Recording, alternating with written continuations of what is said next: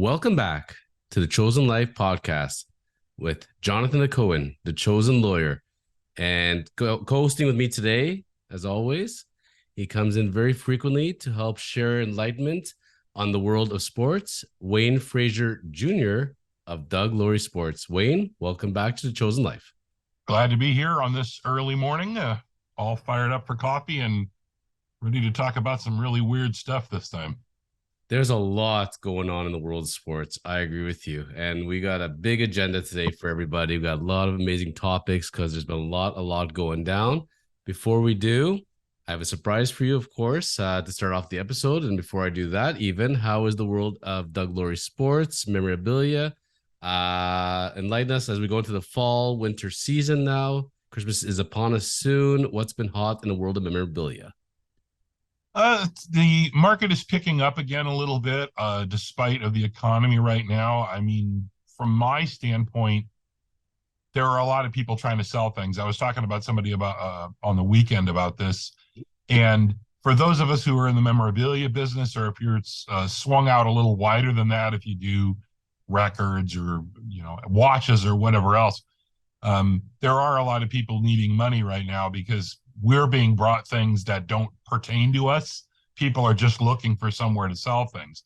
But on the flip side of that, there are some more people coming back in buying things. I think the market now, for cards especially, has kind of reached a floor. I don't think it's going to go much lower in general.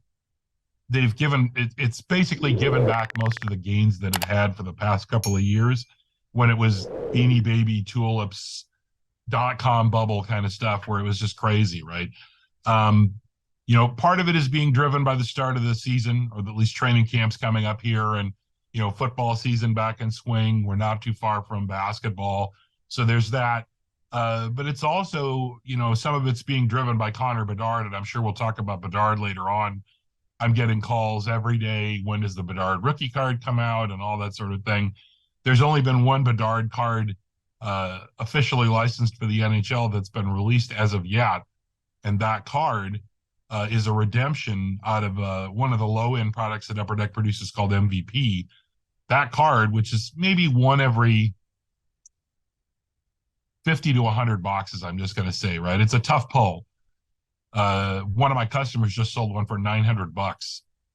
And that's an unnumbered, just regular rookie card right now. Because of the scarcity of the redemption, that bumps it's first in line. But when his rookie cards come out, which will be in February, the standard rookie cards, the Young Guns from Series 2, speculation is 350 to 400 for a Young Guns, somewhere in that ballpark. Boxes costing 2 to 250. So there's just a lot of excitement about that.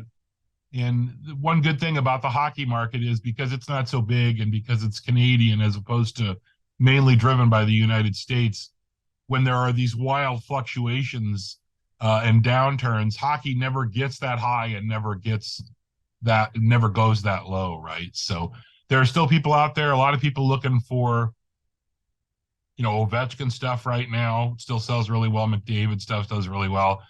The Leafs took a beating over the summer. Rookie card prices for Matthews, and not so much for Marner, but Matthews especially, they went down quite a bit, 30 to 50% in some cases. So it'll be interesting to see, because Toronto sort of drives the market for that sort of thing. If they come out hot, especially if Matthews comes out hot, will those cards immediately jump right back up, or is it going to take a while? Are people going to wait and see?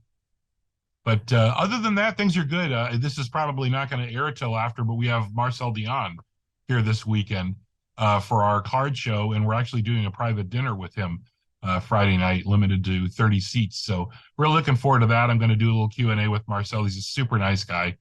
Hilariously enough, everybody who comes gets a book signed by Marcel, but it's a goalie book that he brings. It's an NHL book. I think it's Goalie and Glories, or Glories and Goalies or something. But he has a picture on the inside of the book of him scoring on, I think it might be Rogie Vachon. And he inscribes the picture with Hockey Hall of Fame, and then in quotations, "Goalies made me famous." He's got a really good sense of humor about this kind of stuff, right? And he's a really nice guy. So really looking forward to doing a little Q&A with him and talking to. I really want to know more about what it was like to play in LA in the 80s, right? What kind of move that was for a Canadian boy to go from Detroit and being out in Quebec to now all of a sudden you're in Tinseltown, right? It's going to be a really interesting discussion. I think we might tape it actually. So You're definitely living your chosen life there, Wayne. Love it, love it, love it. Gotta ask you before we jump into our topics today. You were hinting at it. What is the funkiest thing that anybody's ever tried to sell you that's not sports related? Did somebody bring you Elvis's Cadillac? Did they bring you John Wayne's Rolex? Like, what is the most interesting non-sports item you've ever been asked to buy? I'll give you the sports related one while I think about the other question. The sports related one was I actually had somebody show up here with pieces from the plane crash, the Tim Horton plane crash. Somebody who went into the bush during that expedition and to get the plane and actually showed up with a prop and other pieces from the plane. But what he was wanting, I couldn't help him with it. I tried to kind of counsel him as to what the best thing to do was, which I thought was contact a bank and see if they'll buy it for a ridiculous amount of money and donate it to the Hockey Hall of Fame. That's a lot of good publicity and stuff, but that was a few years ago.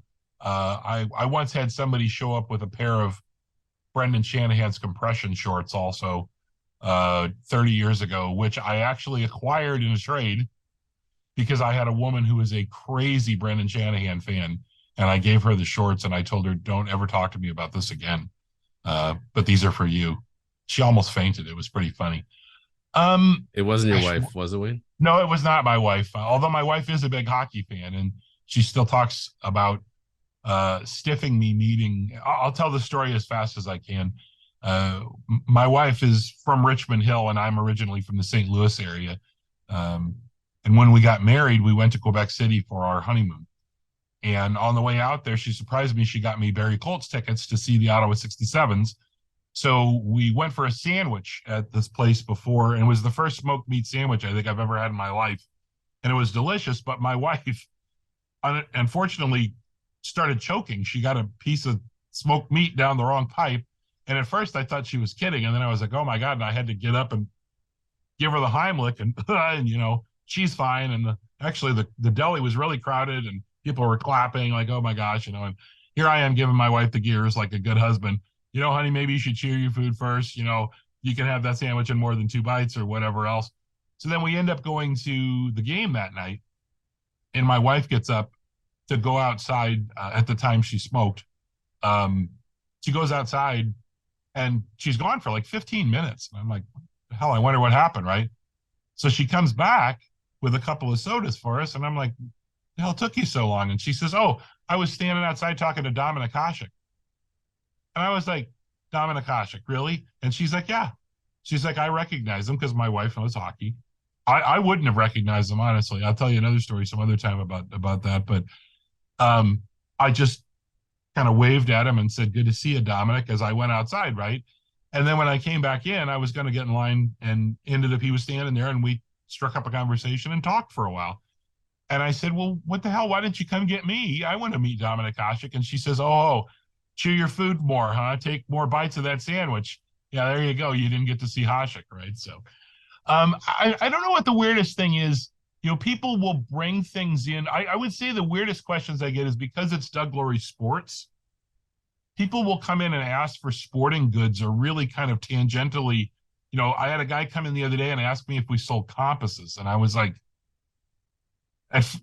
for sometimes it doesn't register. And I'm like, why would I have a compass in here? But then I have people who come in and ask, people bring in watches sometimes, not anything good. And I do have a guy that I kind of send them to for watches, if it's anything decent. Other than that, I don't get lots of weird, odd stuff. I do get asked, do you buy cars? The answer is no. I did buy a really neat painting, like a lithograph. And if I was closer, I would show it to you, but it's signed by the artist. And it's a cover from Life magazine of one of the Canadian snipers from World War II. It's huge and it's really an amazing piece, right? So occasionally stuff like that I do buy. I will get a military paraphernalia every once in a while. But again, with that kind of stuff, I generally kind of pass it along, right? So. Well, there we go, folks. Doug Laurie Sports, Wayne Frazer Jr. You know where to go for your sporting stuff and have interesting discussions of non-sporting stuff. Wayne, we got so much going on today in the world of sports. There's so much stuff going down the pipeline. I have good news for you. I have some not so good news for you. You want to start off with the good news? Let's start off with the cheerful and let's work our way down. Sure, I guess is the bad news that Mike Babcock is going to be hiring going to be running my store from now on, or? Well, you may have to go to the back and airplay some pictures because he has to judge your character on that one. No, well, the good news is it was the Jewish New Year on this past Friday night. So we celebrate sundown to sundown. So it's sundown. We're having our dinner. I'm feeling kind of tired, so I go to the couch and I pull up my phone and I put SmackDown on low volume so my brother doesn't hear me watching SmackDown at 8 p.m. At 8:05, I lose my cool. I'm like, oh my Lord, The Rock is back. They've been hinting at this thing for weeks, months, years. Everybody's waiting for the return of The Rock, and he did not disappoint. Pretty freaking cool. They're going to build towards something. Everybody suspects that this is not a one-off, even though it seemed like a one-off. They're going to somehow get him to WrestleMania. The views apparently online were insane. How freaking cool is it having The Rock back in wrestling? Well, I'm not a big fan of building storylines around guys who are not in the promotion all the time, right? I think that's problematic because then you end up hinging everything on that guy, right? Who's not around all the time and can't be around all the time. But on the other hand, I mean, I don't know how long it's been since he actually set foot in a ring for the WWE. At least 7 years at this point. I was going to say it's got to be close to a decade, right? Why wouldn't you do it? Excuse me. Why wouldn't you do it? And exactly, with kind of the turnover now, with the new blood coming in and everything else, this is a good way for, it probably helps the company really for The Rock to step back in and kind of put the stamp on it that, yeah, things are changing and this is this and that is that, but The Rock is still involved and The Rock still believes in it, blah, blah, blah, blah, blah, right? So if they do get him to WrestleMania, and who do you think they would put him up against? Oh, it's so the champion Roman Reigns, the real champion, who is going to surpass Hulk Hogan for one of the longest standing streaks of all time. And he's related. Roman Reigns is related to The Rock. That storyline with the bloodline and everything else, and the tribal chief and all this, having The Rock part of it, either actually wrestling Roman Reigns or somehow being part of that match. That's what everybody's waiting for. And, it was official a few days ago, not coincidentally, by the way, that the UFC WWE merger was official with Endeavor. And so now they are this giant conglomerate. And lo and behold, The Rock shows up. Right. Money talks at the end of the day. And that was great publicity. Also, WWE is apparently on the heels of signing AEW's top female star, Jade Cargill, who's amazing. She's one of the top female wrestlers in the world, and WWE is going to get a hold of her. So I think with the new company and how things are going, they're laying off people in the background of it because there's a lot of duplication as far as positioning-wise goes, but the talent-wise is going to be unstoppable. So it's pretty interesting in the world of wrestling. This was the positive. So pretty neat to see The Rock in. Now, from the world of not so positive, Wayne, I'm going to ask you, because you're a big football guy. We're going to get into hockey, but in the world of football, who would you say is the greatest football coach of all time in the NFL? If you had to take a guess. I think it's Bill Belichick. Bill Belichick. And I don't like Bill Belichick, but when Belichick won their fifth, I think it was the fifth Super Bowl, fourth or fifth, with the roster that he had, I said during the season publicly, if they win the Super Bowl with this roster, Bill Belichick is the greatest coach in football history and maybe the greatest coach ever. And I mean, there are George Halas is in there, Bud Wilkinson, if you're going to talk about college football, Bear Bryant, guys like that. But if you're talking pro football, I don't think anybody can touch Belichick anymore. Was there a guy by the name of Tom Landry? Does that sound familiar? Tom Landry, is a great coach. But Tom Landry had the horses for a long time too, right? In a market and in an NFL that was set up a little bit differently. I view some of the championships from the 70s and back about the same way that I view when the Leafs say that they have umpteen million championships. And I'm like, well, yeah, but there were only 6 teams when you won them, right? So, I mean, almost by chance, you would have stretches where they would win. I don't want to really take anything away from Tom Landry, but I also think that coaching now is way more difficult than it was then. And I think Landry also, I don't want to, again, there's something to be said for being a really good delegator, but Landry had really good assistant coaches.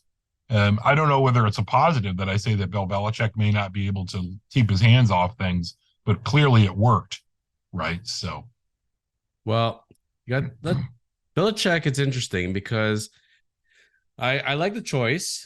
Some would argue, without Tom Brady, he's not what he is. But I mean, a lot of coaches are that way. You have your one horse and you ride him and you get associated with each other. I mean, the same thing as in the NBA and whoever coached Julius Erving at the time or Will Chamberlain, etc. Bill Russell. But I'm going to step onto a minefield called Mike Babcock. Okay. So Mike Babcock was decided to walk away, not let go, but he decided to resign from the Columbus Blue Jackets. Not sure what a blue jacket is. I think it's some sort of fly or something, but apparently that's the name of the team because it's the NHL. If Mike Babcock is an NFL head coach, he's your coach of the year. I think he's considered one of the greatest of all time for what he does. And I think he's considered very, very light for the world of football. In the world of NHL, no, you can't do that, Mike. That's wrong. And Mike is out as an NHL head coach. He's not in the NFL. And I have a quandary with this because I hear this go to pipeline and I kind of roll my eyes and I tell myself, yeah, not surprised. I'm surprised he got the job from the first place. I thought he might last a year, 2 years, didn't even make it to one NHL game. I have very mixed feelings about this one. What was your reaction to Mike Babcock being let go? And what's your gut on this one? At first blush, when I first heard about this, I thought, I don't really understand what the big deal is. You ask somebody, can I see some pictures on your phone? They say yes or no. They're probably going to say yes because you're the coach. Is it that big of a deal? I don't know. Then I actually sat and talked about this with my wife. And when I told my wife, I said, yeah, he asked for pictures on, she just kind of looked at me like, why would he do that? And I said, well, he wants to know what kind of guy you are and everything else. And she's like, that's none of his business. And I said, that's true. It is really none of his business. But on the other hand, somebody, there's a lot of ways you could look at this, and we're not going to know what unless Babcock comes out and talks about it. But don't see that happening. What's to say? And I'll disavow this shortly. But I was kind of thinking, well, what's to say if you were a younger player and you said, hell no, I'm not showing you my phone? That person might not think, the coach might not think, well, this is the kind of guy I want. He's a stand up for himself kind of guy. Blah blah blah blah blah. So I was kind of kicking that around in my head. And then I thought a little harder about it. And I thought, this is Mike Babcock. And Mike Babcock is a knob from way back. We know about the crap he pulled with Mitch Marner. We know about the crap he pulled with Johan Franzen. I don't spend a lot of time watching the Steve Dangle podcast, not because I don't like Steve Dangle, because I don't have time a lot. You're too busy watching The Chosen Life. That's right. I'm too busy filming and watching you, right? But I will say that, I have watched a couple of the episodes over the last weekend, and it made me think, Adam Wilde said, and this is kind of what I was thinking too, go into any other situation and say that. Jonathan, I'm coming in to get a job with your realtor. and are you come to me, you want to switch firms, let's say. And the first thing I ask you is, hey, let me see your phone, and start scrolling through your phone. That's weird. That's really weird, right? You know, it's none of your business, right? If you want to ask me, and so we now know supposedly that Babcock had done this in the past. He had done it with players with the Leafs, and it was more of a, I want to know about your family and things like that. Then you know what? Ask me about my family then, right? And if I want to show you pictures, or if you ask me, can I see a picture of your family? But this whole thing is, the flip side of it for me originally was, if you have something on your phone that you don't want the coach to see, that means maybe the coach doesn't want you on his team. If you got something weird on your phone, or you're into some weird crap, maybe the coach says, this is not a guy I want to depend on, right? But I don't think it was that. I think it was more that it was an agency issue. And when the Blue Jackets released the statement and said, and here's Boone Jenner saying, look, I didn't think there was anything wrong with it. Well, we don't know the dynamics of what actually happened, but what we do know is Mike Babcock really isn't in a position to shove Boone Jenner around, because Boone Jenner has a long-term contract and he's captain of the team. What happened when some kid who's just coming up from the AHL comes in and says the same thing? It's a different power dynamic. And that's the kind of crap that Babcock has been pulling his entire career. And it's the kind of stuff that realistically, when they hired him, I know a lot of people went, Babcock? Like, really? He isn't even that good of a coach. He hasn't really been successful since they handed him basically the keys to a Ferrari in Detroit, right? He hasn't done much else since then, except be an obnoxious jerk to his own players, some of his own players, right? So am I surprised he left? I'm not surprised he quit. I didn't think there was any way that he could coach the team after this. Like, how in the hell can you be in charge after this, right? But I also can't believe they hired him in the first place.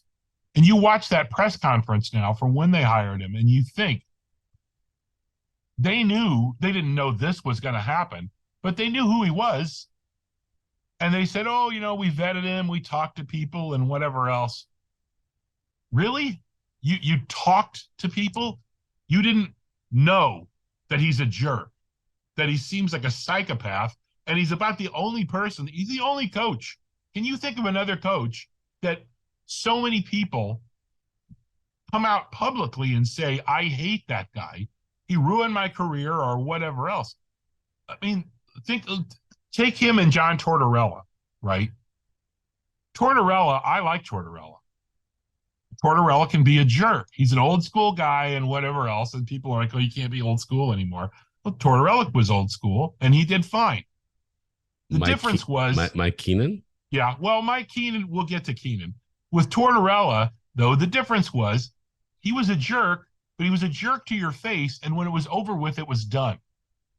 He wasn't yelling at you to play mind games with you. He was yelling at you because he was pissed off, right? And then it was over with. And you talk to guys, and they say, what was Frankie Corrado that played here under Babcock? And Babcock buried him for no good reason. Corrado's a pretty good player, right? He played for Tortorella too. And he said Tortorella used to yell and scream at me, and we got in the FU sessions, and then it was over with. And I knew he was yelling at me because he wanted me to be better. And that's all there was. Mike Keenan, I think, was less of a, he was just as much of a jerk. And I happen to like Mike Keenan. I don't hate the guy. I don't want to say I like him, but I mean, I don't have anything. Nice guy to your face. Great guy. Yeah, it's what everybody says, right? And he's still coaching, or at least I think he's still coaching overseas, right? But I get why people don't like him. Mm-hmm. But from Keenan's standpoint, I never got the feeling that it was Keenan playing mind games with people behind the scenes. It was Keenan being a jerk right up front, right? And people didn't like that, and that's fine. You don't have to like it.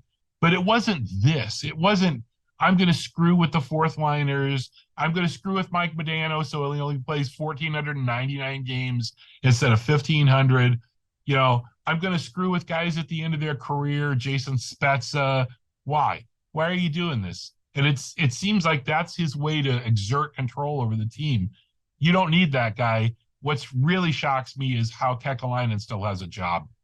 how are he and John Davidson still sitting in their chairs this morning, having gotten yesterday a vote of, I don't want to say a vote of confidence, a vote of what I believe is we don't want to pay the two of you for another year or two while we pay two coaches for the next 2 years because we're cheap.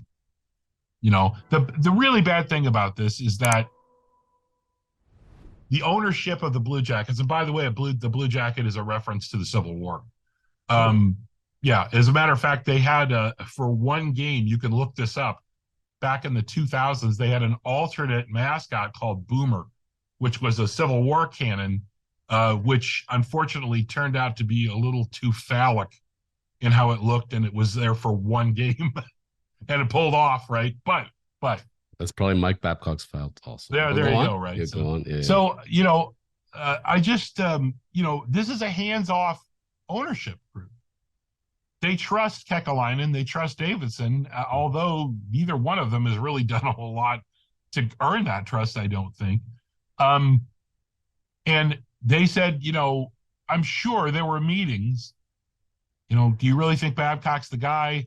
Yeah, we're never going to get to hire a guy like Babcock. Maybe he has some problems, but we can handle it. And now this. Now you have to deal with all of the crap that comes with this. I don't think the ownership could have handled it any differently.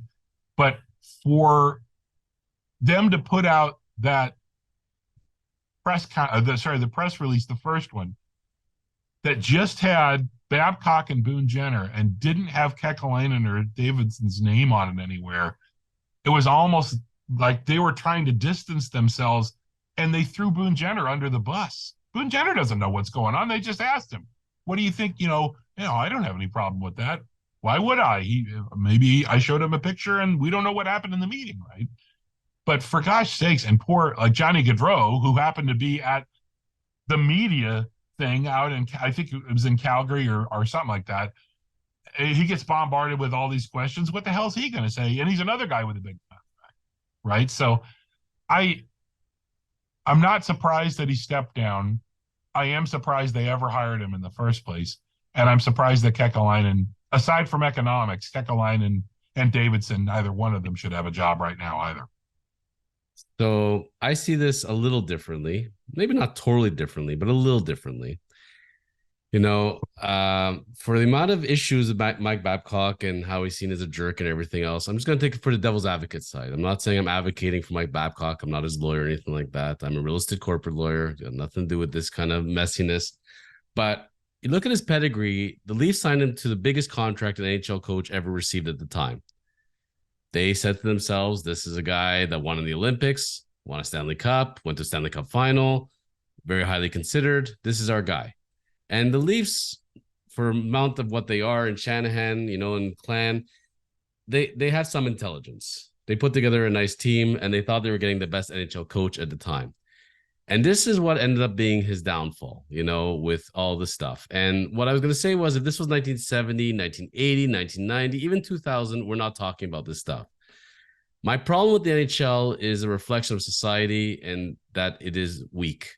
Not saying that Mike Babcock is right in this, but what I am saying is they wanted him out before he even started. They were going to take anything possible to get this going.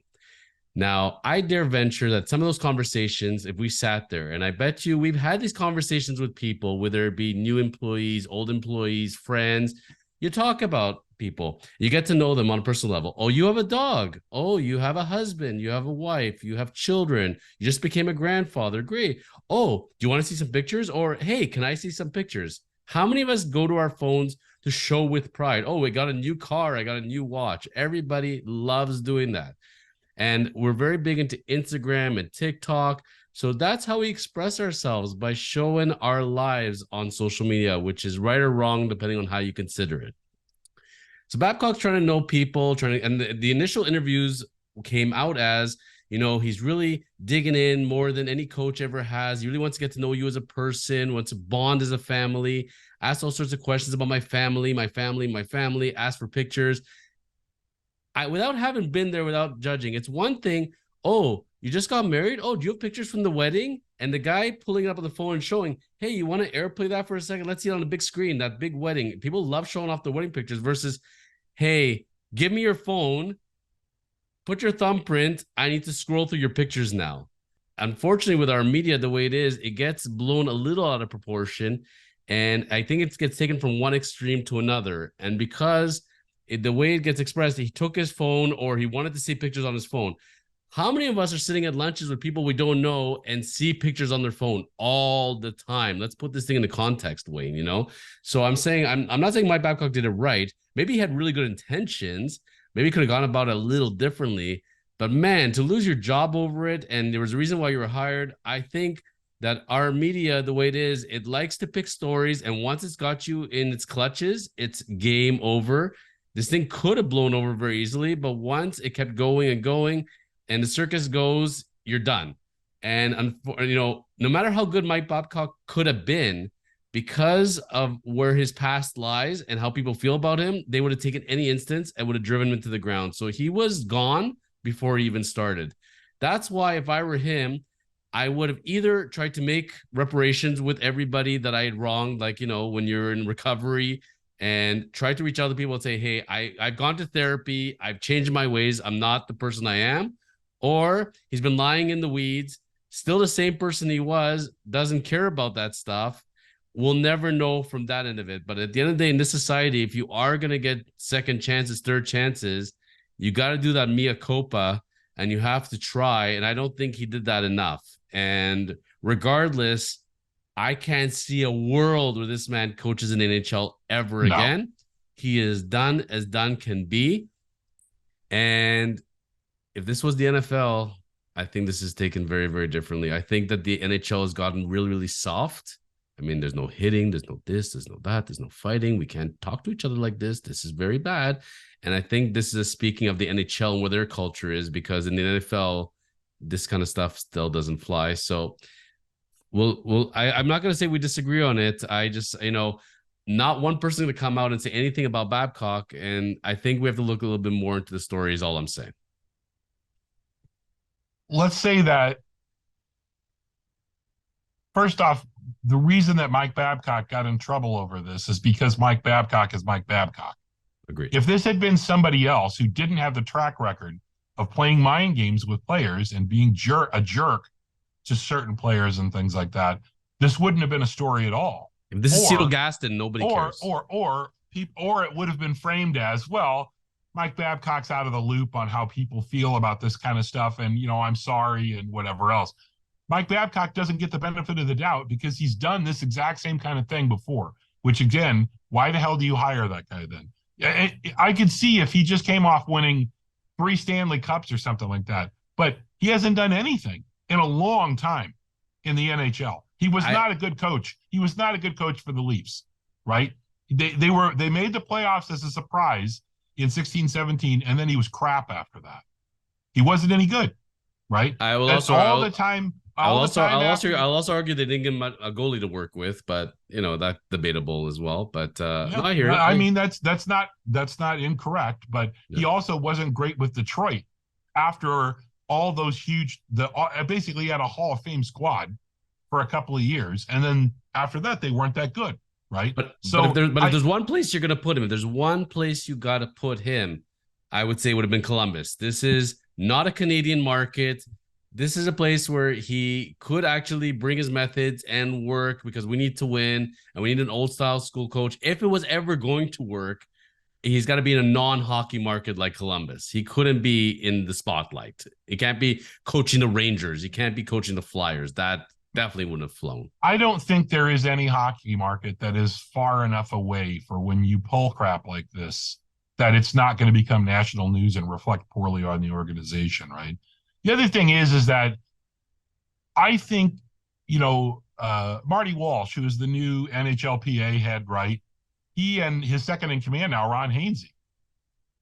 I heard of him. Yeah. When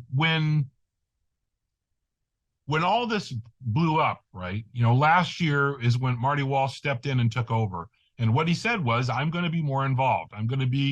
When things come up, I'm going to be there, right? He and Hainsey went to Columbus and they interviewed a bunch of these people, and they talked to the people in the front office. And when that information was turned over to the Blue Jackets in the NHL, very quickly there was I'm leaving, which to me means this was not, let's look at some, show me on your phone. This was give me your phone and let me scroll through your phone. Okay. Nobody does that. I could be having lunch with you.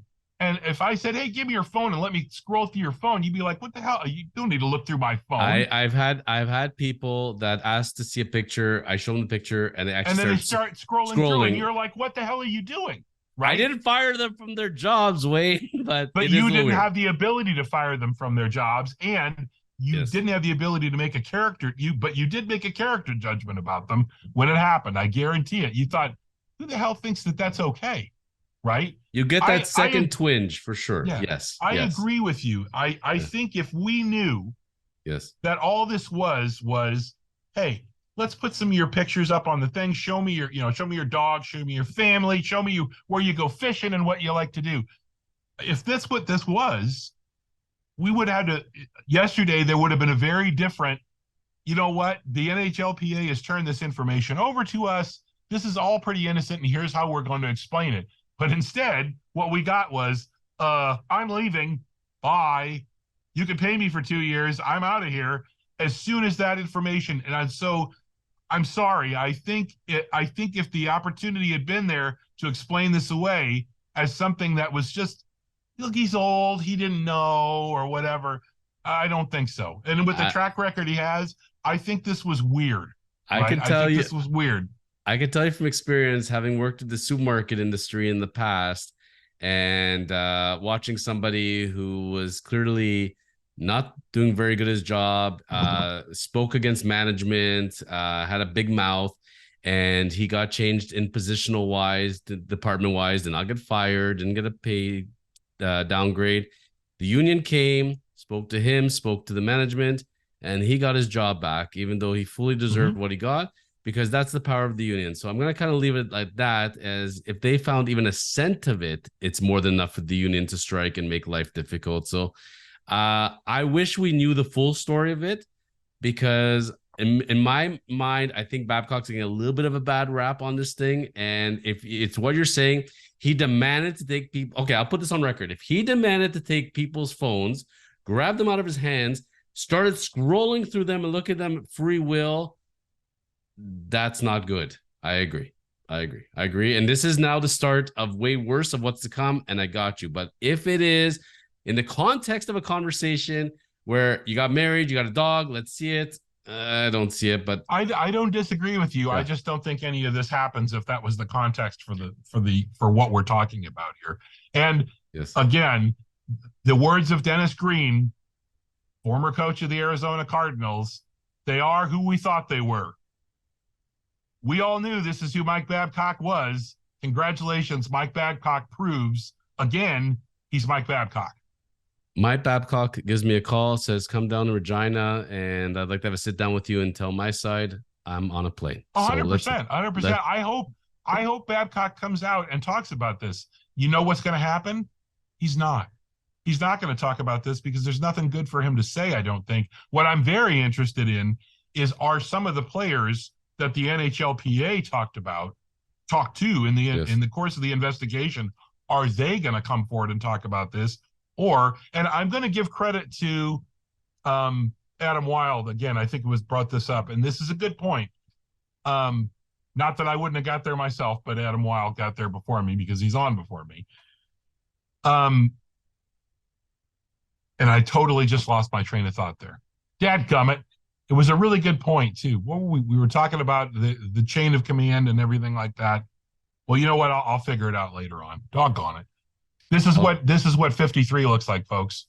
I'm closing in on you, buddy. It's gonna. My wife says that she always says when I do this, she says, "How many concussions did you have when you played football?" And I'm like, I don't have that many fingers. A lot. Well, I get to number 47 this year, but I'm closing on you, buddy. So let's switch turns from one bad turn to another. So we're gonna get from the NHL to MLB. and the crap show that is the Los Angeles Angels of Anaheim, not the California Angels, not the Anaheim Angels, but the Los Angeles Angels of Anaheim. And Ohtani clearing out his locker. An oblique did him in. Never mind the fact he probably needs Tommy John again, but an oblique did him in. He cleared out the locker. He's gone. That's it. The season is done. Mike Trout being injured. Can't see a world now where Ohtani's coming back. I mean, they traded away the farm for reinforcements to keep Ohtani. Then they go on a losing streak. They dump those reinforcements for nothing on waiver wires. So they lose their farm, lose the reinforcements. Ohtani's done for the year. Trout's been injured. And now there's rumors that they're going to try to trade Trout in the offseason because Ohtani's not going to come back. Can't see it happening.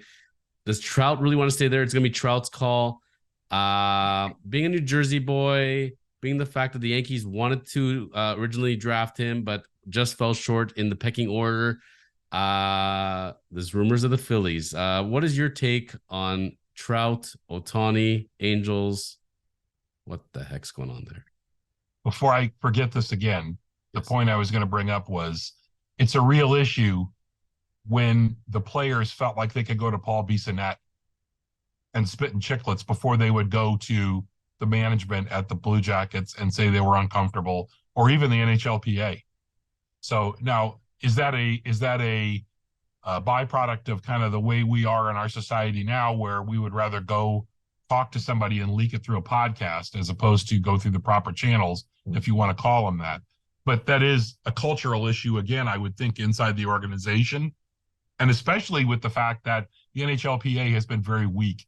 And we should give Marty Walsh and Ron Hainsey credit for immediately going out there, immediately asking questions, getting a very quick, I don't know how thorough it was, but it didn't seem like they needed much time to get the answer that they were like, oh boy, and turn it over to the NHL, right? So that's what I was thinking, is like, I really wonder.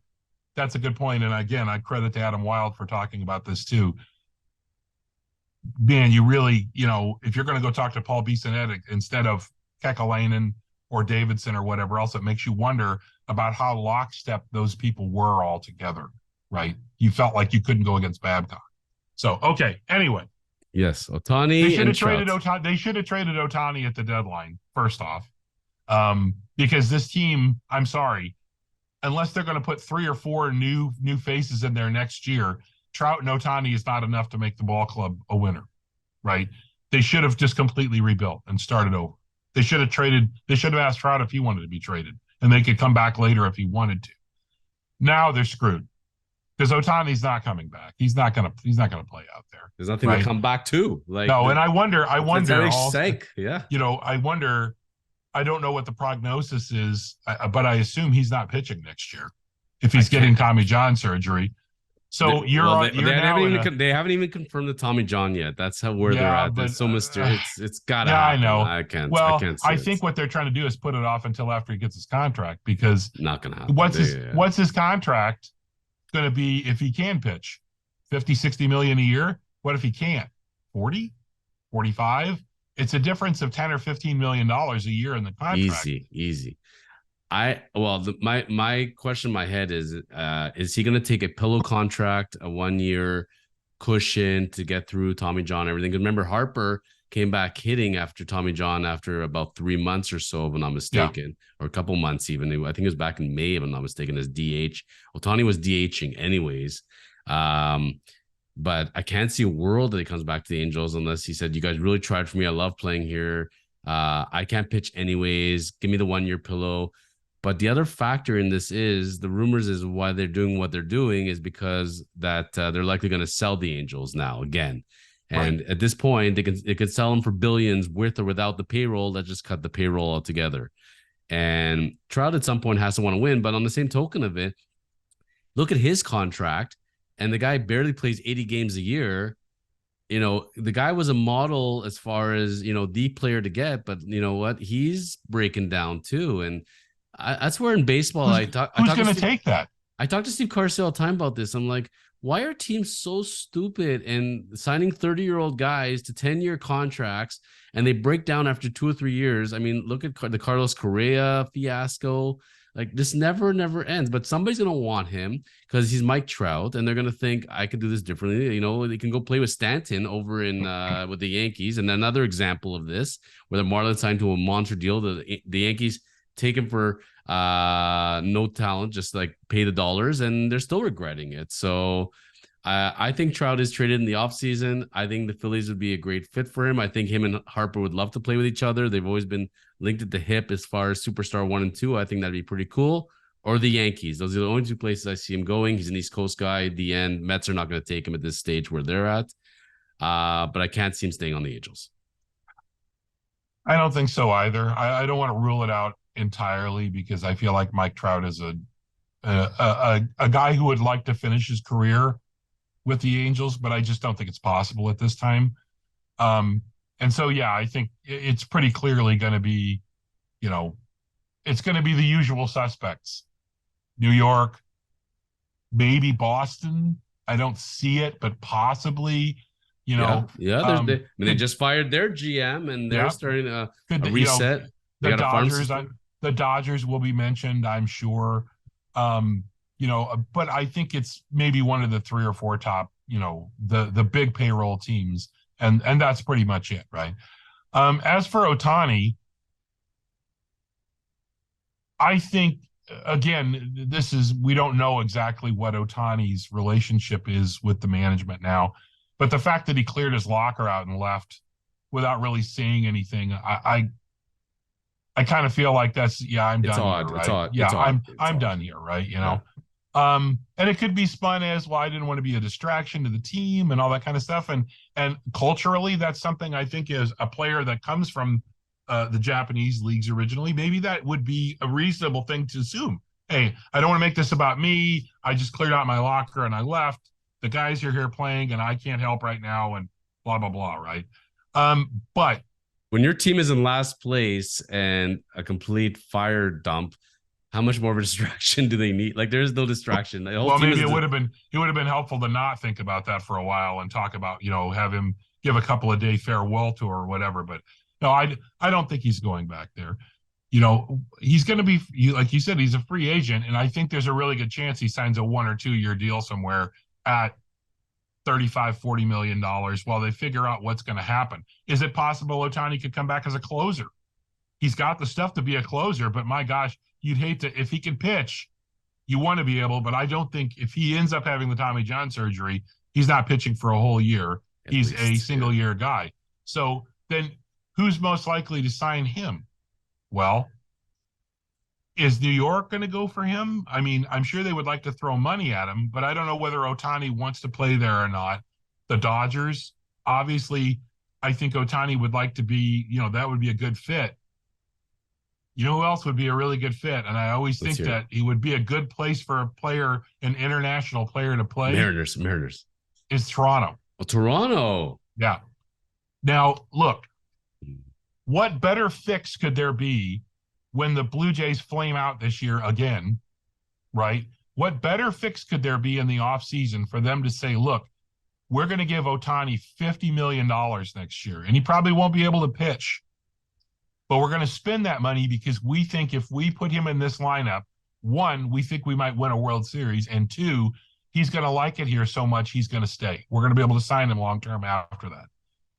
Do I think it's going to happen? Probably not. If I had my way, I swear to God, if Ohtani did this, if he did this, I would send him $100 myself. He should sign in Oakland. How hilarious would that be? You mean the Las Vegas Athletics? Oakland gives, they got a couple more years yet, right? They give him as much money as the other 22 guys on the team make. They give him 40 or 50 million, right? And he goes there and plays for 1 year. And then you find out whether there really is any crowd in Oakland or not. How funny would that be? They would double their attendance from 4,000 to 8,000. It would be amazing. Wayne, there's no way that'll happen, but Wayne, I don't know what you're smoking this morning, but it would be great. Wouldn't it be fun though? It would be showing Oakland would be on the highlights. They would be showing games of theirs on TV. Listen, the Las Vegas Athletics, I see it 1,000%. Yes, yes, yes, yes. But otherwise, no, no, no. But it would be funny. As I agree, as long as this is like make believe, because Ohtani on anywhere but the small amount of teams we said, the Jays. There's so many reasons why he's not going to sign there. The playing surface, numero uno, the travel with the customs all the time, the taxes, everything. I would say there's many reasons why I think he would shy away from it. He doesn't want to deal with it. And the one team I thought you were going to say was the Mariners. I thought Ichiro is going to come out, talk to him. They have a long history of Japanese players based on their location as well, being on the West Coast there. I could see the Mariners being the underdogs as far as signing him. That could be very interesting as well. But whatever he gets, if he gets any kind of long-term deal, guaranteed he's getting an opt-out after each year, which right. I still don't understand why owners can't get opt-outs. Because I can tell you, if the owners got the opt-outs, they would opt out far more than the players. But for the same reason, they don't get the opt-outs for the same reason that the Leafs shouldn't hand out no trade contracts, right? But they got into the situation of saying, well, we're going to give you this, right? We're going to give you a no trade clause because that's what you want. Well, we're going to, in baseball, we're going to give you opt-outs in your contract. You could just say, no, we're not. We're not giving you opt-outs, right? Here's your contract and whatever else. Or, yeah, if you want an opt-out, then it's reciprocal. And I can opt out whenever the hell I want, right? Or how about non-guaranteed contracts like the NFL? But no, we're not going to live in that kind of world. On that token of where sports is at in Toronto and with the wild card chase and the playoff race, when have you been following this in MLB right now? This is as crazy as it gets. There are so many titles up for grabs. Let's focus on the AL right now. So you got in the AL East, you got the Orioles and the Rays still neck and neck. One is getting the division, one is getting the wild card for sure. That's in the bag. Then you got the West, which is got very interesting between the Mariners, the Astros, and the Rangers, plus the Jays into the equation. So you have basically two wild cards up for grabs and the AL West crown.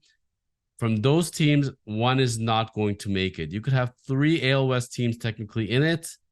I keep predicting it's got to be the Rangers, but then guys keep dropping on them. I don't know what to make of this. Toronto fans are up in arms, booing one day, they're cheering the next. And go look at the NL. Go look how there's 4 or 5 teams for one wild card spot. This is good for baseball. This is making it interesting in lots of markets. And I hope we get decisive winners come the end of the season, not have to go based on the tiebreakers. But this is damn interesting and making more people follow baseball than ever.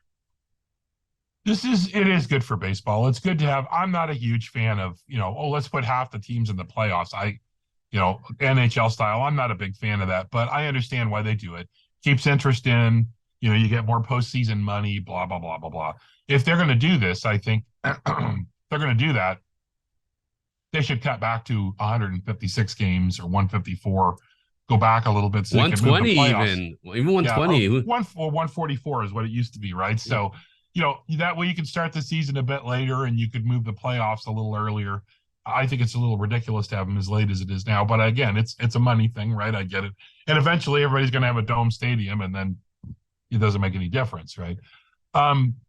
It's been a really weird year because we've been talking about Texas and how amazing they went out and just got pitching, right? And then they come in here and blow the doors off the Jays and then they fall apart again, right? And they keep losing guys. And you look at it, you think as badly as they played, as the Jays played in that series, that would have to be the end of their year, right?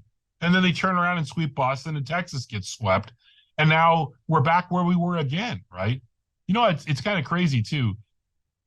We've been slagging on Boston and New York all year too. It's like, man, they're just not very good.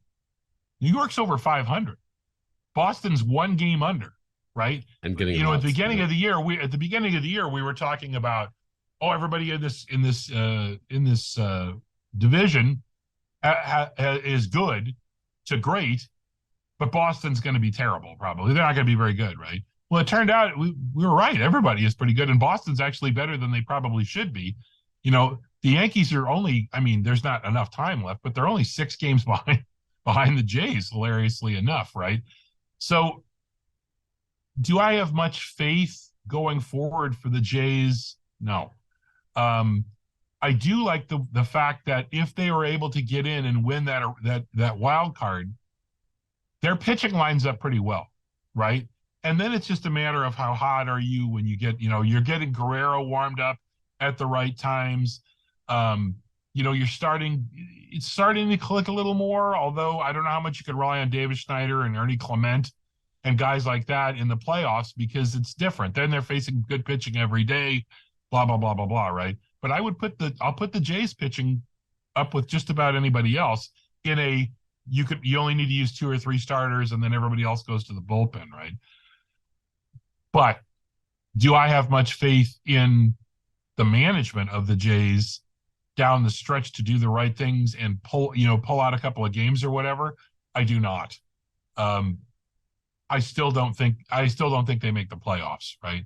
Or if they do, they lose in the wild card. And again, we're back to, my gosh, I hope they sign Shohei Ohtani in the offseason. Yeah, I had all the faith in the world in the Rangers, but as the pitching has gone down, got injured, they had one point a 7-man staff. They were an embarrassment of riches. And it goes to show you can never have too much pitching in baseball. Thank God they got Montgomery, otherwise they would have been completely toast. And the Jays, think about, what happened to Manoah this year. And they withstood Manoah because they were smart enough to sign Chris Bassett. And he's 3rd in the AL in innings, and he's got 14 wins at this point. And they would be nowhere with him. Kikuchi coming alive. So I agree with you on the Jays side from the pitching. It's just that hitting has been notoriously underwhelming this year. And if I'm a betting man, I think the Mariners are going to overtake them. I think, and it's going to be Teoscar that's going to get the winning home run to get. Because you think about it, if they had Moreno, they had Teoscar, and they had Gurriel, those are exactly the kind of guys they need. So it's funny. I feel bad for the Jays because I liked what they were doing. I like Kiermaier. I liked the Varsho trade at the time. I thought it was good moves, and it just blew up. And, unfortunately, all the guys you kind of sunk on, you thought they were going to lead you. Match happens and nothing since April. Like it's since, after that hot April start, May on. So, yeah, I think it's going to be down to the wire. Of course, there's a world where they can still get in. It's going to go right down to it. So, and this is kind of cool and make me follow like the Reds. I would love to have the Reds as our team right now. Look at all the young hitters they got coming up. It's pretty fun. So interesting time in baseball. And I'm not ready to hand the World Series yet to the Dodgers and the Braves, but man, the Braves have been looking good, but they're starting to slump a little bit. So you never ever. Yeah, it's weird too. I'm looking at the standings right now and watching the Cubs collapse, which I don't know exactly what happened there, right? But nobody has really played good baseball in the American League for the last 2 weeks, 3 weeks. Nobody has really like, oh man, I'm going to make a big push. I mean, Tampa Bay is 7-3, and everybody else is 5-5, 6-4, 4-6, right? I like the ability of the Rays, right? And of the other 3 teams that are left there, I just don't have much faith in Toronto. I'm sorry. I like Seattle out of that bunch, but Seattle has not played very well recently. And so take the Rays. Their whole rotation is on DL or IR, whatever they call it now.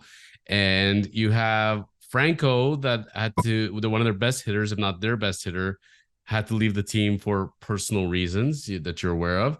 And they're still doing it. Like, kudos to the Rays. And that's why everybody wants to poach the Rays management, their upper management, because they have the secret sauce, but there's something special about there. And apparently there's talk they're going to get a new stadium. So it's pretty cool that the Rays are going to stay put. And this team has earned it. Considering what the payrolls they've had and what they're able to produce, amazing. Just amazing. The secret sauce in Tampa Bay is what Branch Rickey's old maxim. You're better to trade a player a year too soon than you are a year too late. And you look at all the guys that they've let go, and every single time they've traded Chris Archer or whoever it is, right? Yeah. Well, they're giving up on him too soon. He's going to be amazing. No. Maybe they had one more good year when they left, but look at what they got back for them. Yeah. And the Rays were willing to do that when they were in pennant races, because you have to have a guiding philosophy. And the guiding philosophy of Branch Rickey, other than being cheap, was when a guy is close to where you think his peak is, you trade him then, because you work with what you got. And the Jays have that, and their other principle is, we're going to grow from within. We're going to take these guys and we're going to get so many prospects that, by God, at least one or two of them from every trade is going to work out and be really, really good, right? That's how you feed your system. Yep.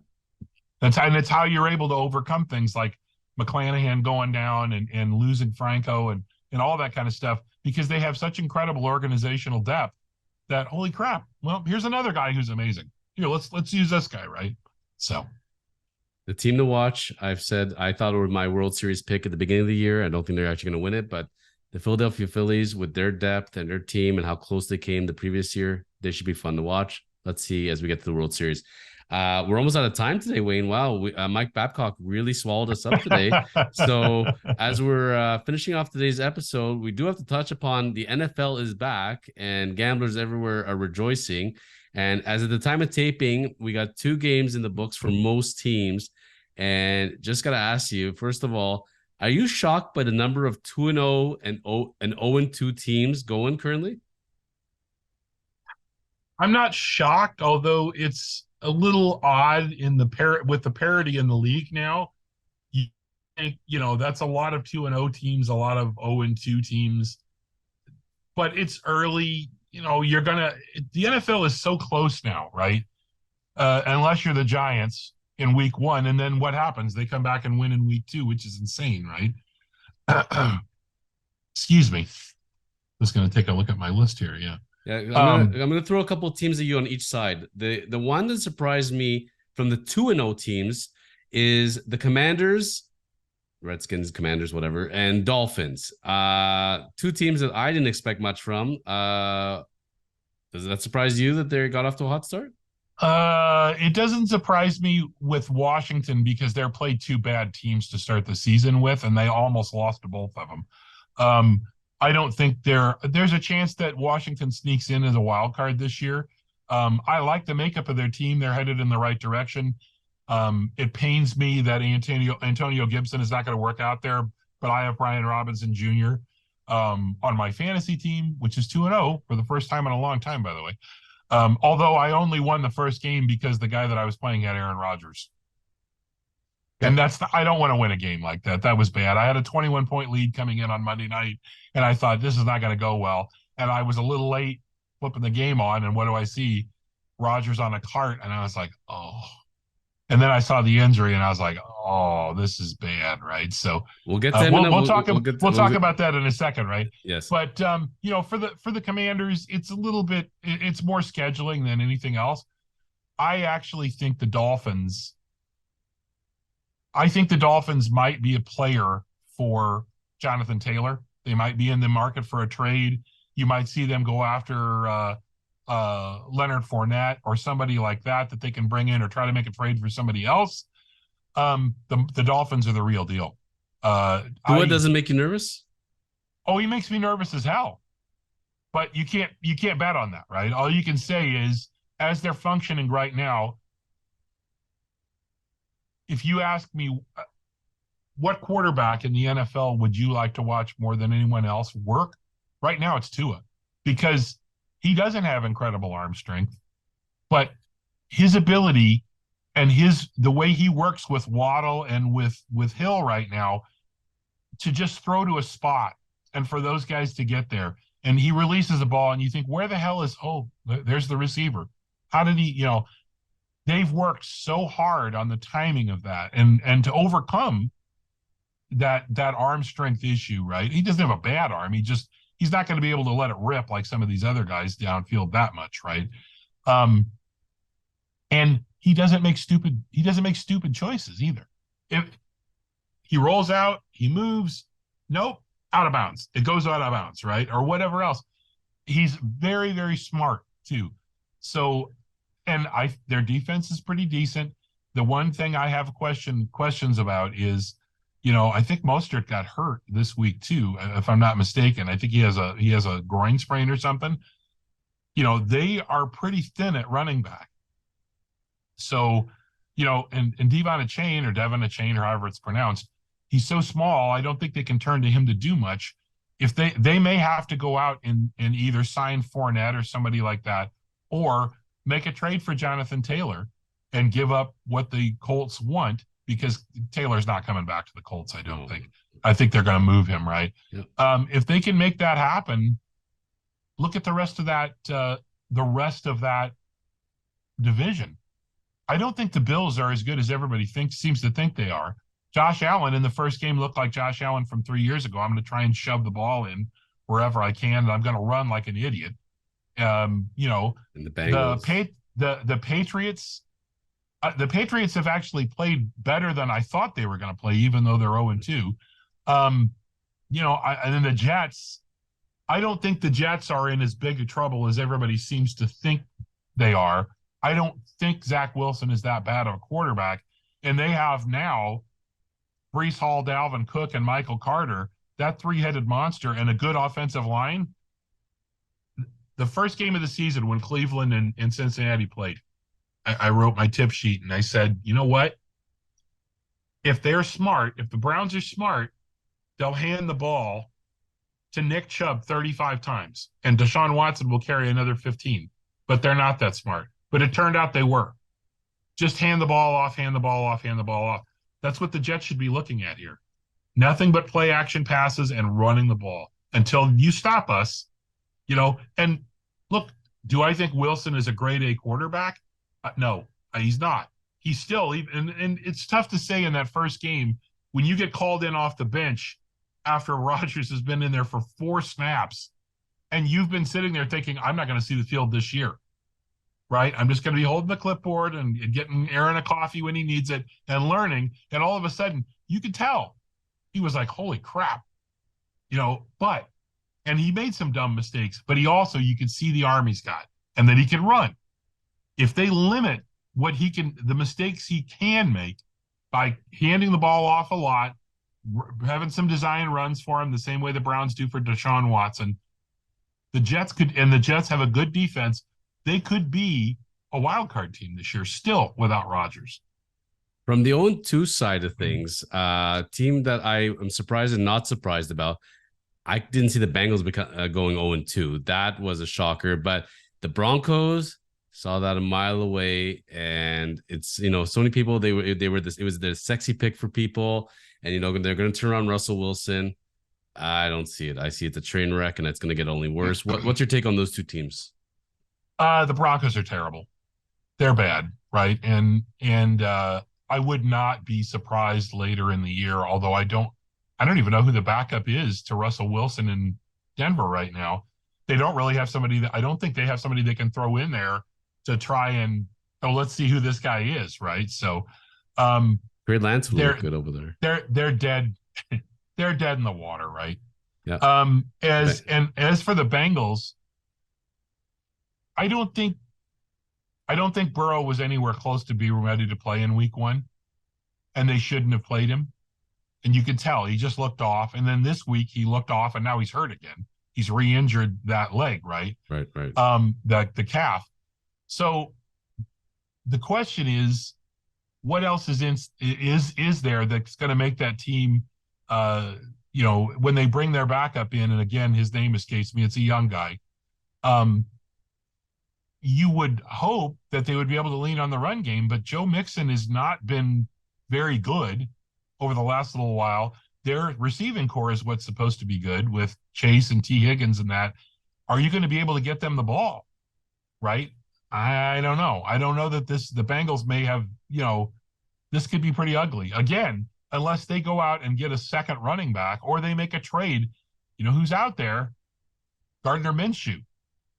Now, I don't think that the Colts can trade him yet because with Richardson being in the concussion protocol, but Minshew looked fantastic this week, and he's a good quarterback, and he's a leadership type guy. So do you go out and make the deal to bring him in to be the guy and you sit Burrow down until, say, week 7 or week 8 until he's fully healthy and hope you can go 500 in his absence? Probably not. I think they're going to try and rush Burrow back out there. I feel like they're going to just tape him up and keep bringing him out there. And I agree with you, right? The team that I'm surprised is the Chargers. I think that though, again, they've played a tough schedule to start with. I wouldn't count them out or anything. And boy, does it look good on the Vikings. We don't need to pay Dalvin Cook. Why should we pay a running back? That's why. Kirk Cousins was outstanding this week, and they still lost, right? Man alive, I don't see things getting necessarily better there. And the Patriots, like I said, the Patriots have played better than I thought they were going to play. I don't think they're too far off from being. Are they going to make the playoffs this year? No, I don't think so. But I think they might be 7-10, 8-9, and they may jump up and bite somebody like Miami or Buffalo when it counts the most. I think as Belichick goes along in the season and he sees more of what he's got, I think they might be pretty good by the end of the year, setting themselves up for next year.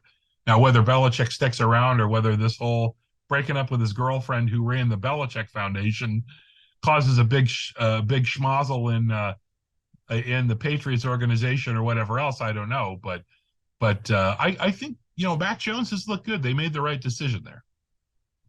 Now I'm going to get some point blank answers from you because we got a little bit of rapid fire as we're wrapping up today. And I like your analysis, and we'll see come January where everybody's at. And I was going to just add in, once that snow hits and the frosty weather, it's a way different game out there. Some guys can do it and some guys can't. Aaron Rodgers, are we going to see him back this year at all, or is he done for the year? No, he's done, and I think he might be done for good. I think he might be finished. Unbelievable, eh? And the chain reaction of losing the first round pick now because he only played 4 snaps, not the way anybody envisioned, but that's the game. It's like I was going to tell you with Tua, watching him out there, and I've seen enough of his games, one hit is all it's going to take, and his career will be over. That's the sadness of this sport. It's a tough game. It's a tough game. Ask the Packers how they feel about Jordan Love right now. Yeah, like he's looked pretty damn good, and he hasn't had Christian Watson, and he didn't have Aaron Jones in the last game. They lost, but it wasn't his fault. He's looked pretty good. Yeah, they're feeling good about the situation. Now, what the Jets, as far as do you think they're going to go out there and get anybody, or do you think they're going to run Zach Wilson out there?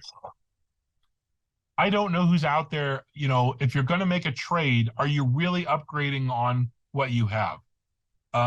Do I think that if they acquired somebody like Gardner Minshew,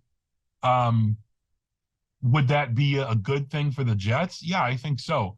But I think what you need now, because like I said, you have that 3-headed monster and you have Garrett Wilson, is if you had somebody like Teddy Bridgewater or somebody along those lines, a game manager type quarterback, that you could pick up, I think that's pretty decent. I think you might bring him in, but I don't know who's available that you're not going to get totally bent over, and the one guy, Minshew, now with Richardson being in the concussion protocol, it might be a week, it might be 2 weeks. And I know Indianapolis was not really planning on doing much this year. This is a building year for them. But unless they're going to give you like a second or a third for Minshew, I don't think they make that trade right now. So without going through a list of, who else is out there that you think you can go get, could you get Josh Dobbs from the Cardinals?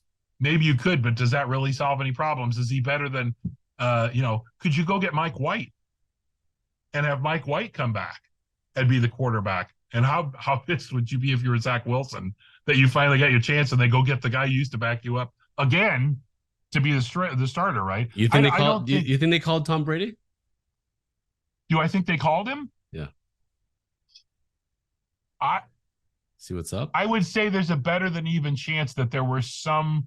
I don't know whether they would have contacted anybody, but I guarantee you there was talk in the organization. And there was probably a better than 50% chance that at least some feelers were put out about the possibility, right?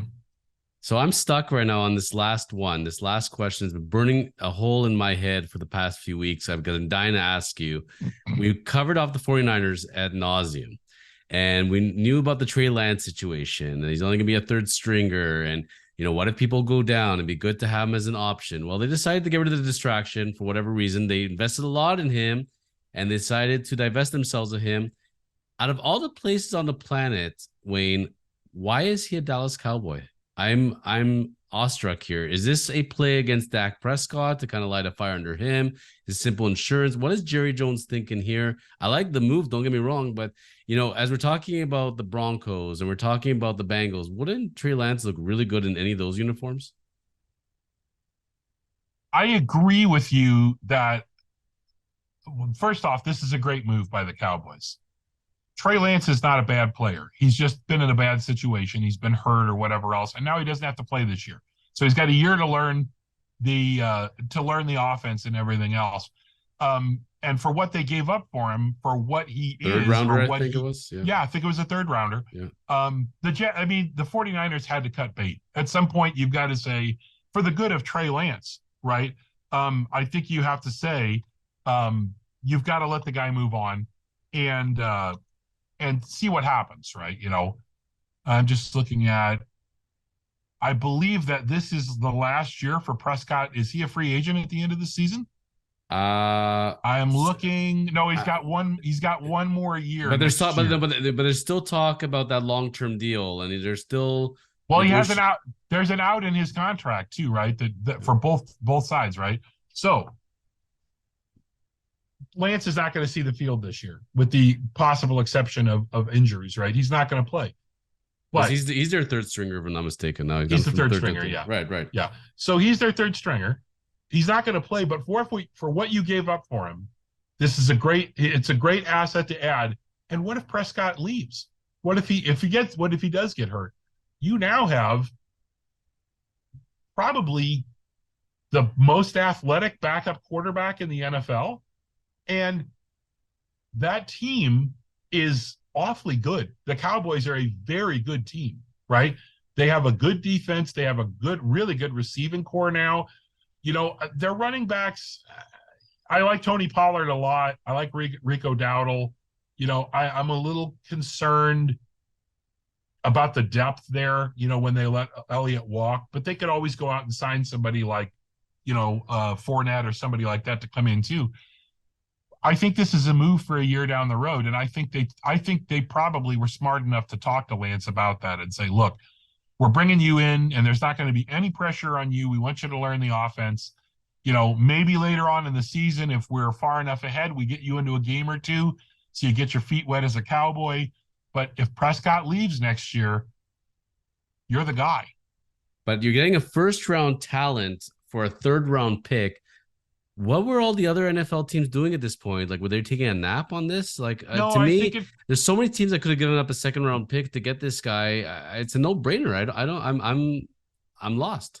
Well, I think there's still, if you were going to put a probability on, is Trey Lance going to be a starting quarterback in the NFL? I would say that you're less than 50-50 odds that he ever starts as a full-time starter. And the problem is that he's now behind, right?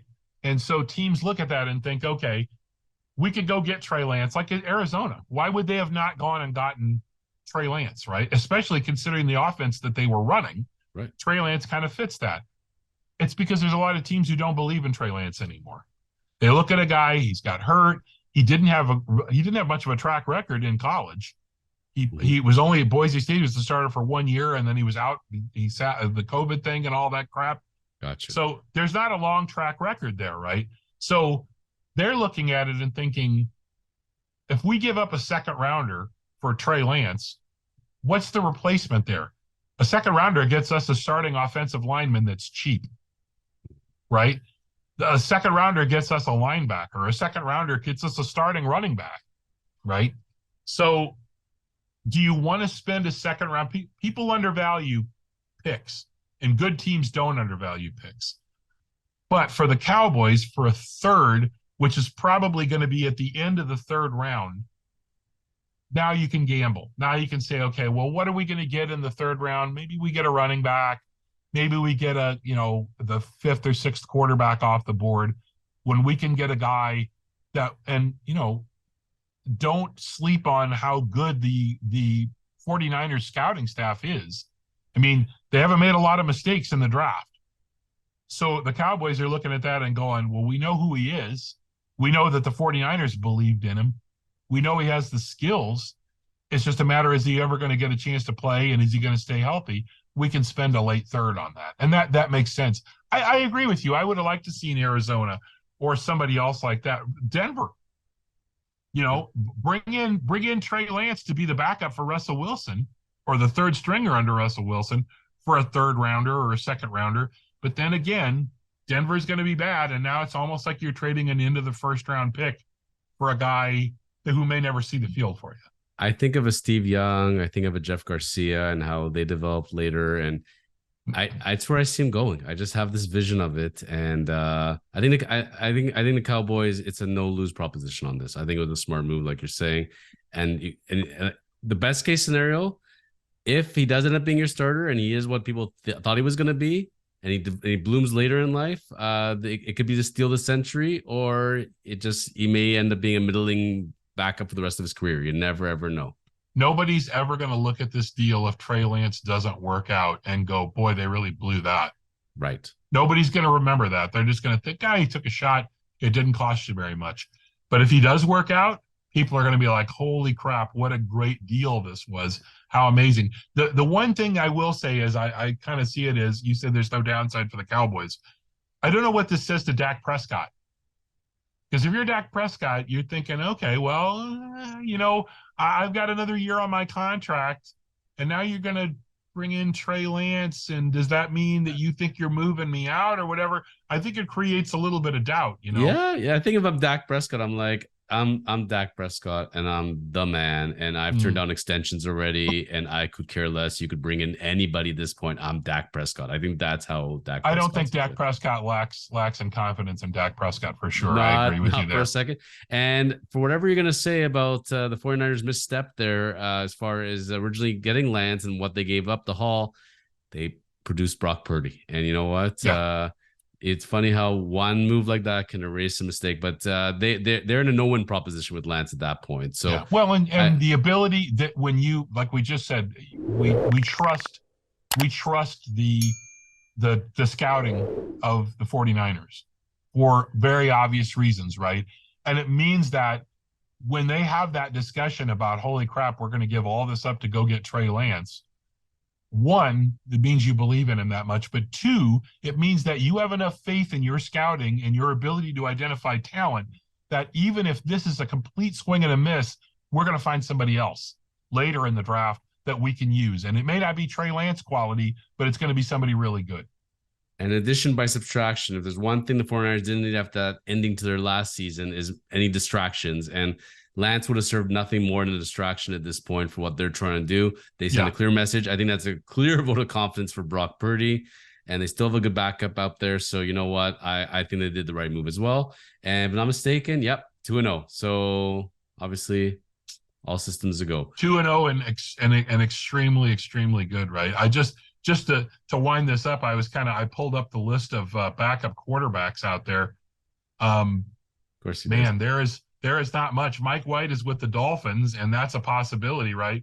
You know who would be an interesting choice would be Davis Mills from the Texans. You could probably pick him up for not much. And he showed, he's just, nobody shows much from the Texans at quarterback. Ask David Carr. But, he would be a good choice. I would say that actually the dude you would go after would be Sam Darnold. But now they've got to keep Darnold as their backup. Andy Dalton for the Saints. I mean, there's a guy who would be a perfect fit, I think, right? And the Saints don't really need him. They have Carr and they have Taysom Hill, and they could go get somebody else. Bridgewater is still in the league too, right? So I think after week 5, week 6, you really know your identity. You're 0-5, you're 2-3, 4-1. I think that's when you start. I think teams still are going to hold on to guys for a little while longer and kind of find their identity. And that's not a bad thing, because as we talked about in baseball with the Rangers, and you can't have too much pitching, I think in the NFL, you can't have too much talent, because as the 49ers showed in the playoffs, you never know. They could all go down in a moment's notice. So, Yeah. Wayne Frazer, Doug Lurie Sports, thank you today for sharing so much wisdom in the world of memorabilia, NHL, NFL, and we didn't get to the NBA. We got to MLB. Great discussions today. As always, gave us a lot to think about. guarantee we're going to get a lot of comments under the wire as far as from our viewers and their thoughts. And this Babcock situation, I'm sure it's still going to keep coming out until somebody is going to come out and tell us the full story. I don't think it'll happen this year. I think Columbus will do everything in their power to keep this under wraps, but the stories come out eventually. So it'll be interesting to see at the end of the day what comes about it. Well, it was good to be here, and I am looking forward to that, and I am looking forward to lots of I don't think we're going to get that many angry comments about Babcock. I think we might get some people who chime in, and I'm always interested to read their opinions. I am curious. I think we're going to get some angry opinions about me saying the Blue Jays have a legitimate shot at signing Ohtani for a year, though. I think everybody's going to think I'm smoking crack on that one, but I'm not smoking crack, people, because you've never seen a fat guy who's addicted to crack. It doesn't work like that. Well, it could be president of the United States at that point. So, Wayne Frazer, I just bought that book. I just bought that book yesterday, and I expect it's going to be terrible. But the guy who wrote the book is an extremely good researcher, and so I'm interested to read it. I will give a plug. If I'm sure almost none of your viewers know who Alex Karras is by name. You know who Alex Karras is? Well, no, I'm him with my car. No. Okay, here Alex Karras has been dead for 10 years, but Alex Karras, you would know him. He was Mr. Papadopoulos, the dad on Webster. He was also Mongo in Blazing Saddles. Alex Karras was a first-round draft pick of the Detroit Lions in 1962 or 63. And I just read his autobiography that he wrote when he finished his career in 75 or 76. This is before he was just getting into show business at that time. He had been on Monday Night Football for a couple of years with Meredith and that. The book is called Even Big Guys Cry. I read it in one sitting, the entire thing front to back. It's a fantastic book. I don't even know if it's in print anymore, but if you can find it somewhere, read it. It's really amazing. And it's amazing in how absolutely crazy it is, how much life has changed in 50 years. Some of the things that he talks about happening in his life and his football career as opposed to what you would see now. It's a really amazing window on the 60s and 70s NFL. Well, Wayne, when you're popping on those podcasts, when you get those free moments, remember we got the Chosen Journey with Steve Carsey. Well, we got a guest coming on for a few weeks. Rob Ducey found him. So all right. Rob Ducey sharing his story and he played in Japan and quite interesting tales there. And I have an author coming on in October with Steve, former first-round draft pick of the Phillies, Pat Combs, has a book that just launched as well. So we're going to talk about Pat Combs and his book. So world of sports, you never know what's going to be falling on our shows. I'll have to see if I can get you to get me a copy of that Pat Combs book, because I'd be interested to read that. I'm always more interested to read the books of the guys who didn't make it big, because they're more willing to talk about kind of the things that are behind the scenes, right? So, well, in Pat Combs' book, he talks about more about because about coaching kids and as far as mentality and the right way of teaching sports. So, right. I'll get back to you after read the Pat Combs book. It looks fascinating, so I'm going to be reading that before our big interview. And stay tuned. You never know what's coming up on The Chosen Life. That's Wayne Frazer, Jonathan Hacohen.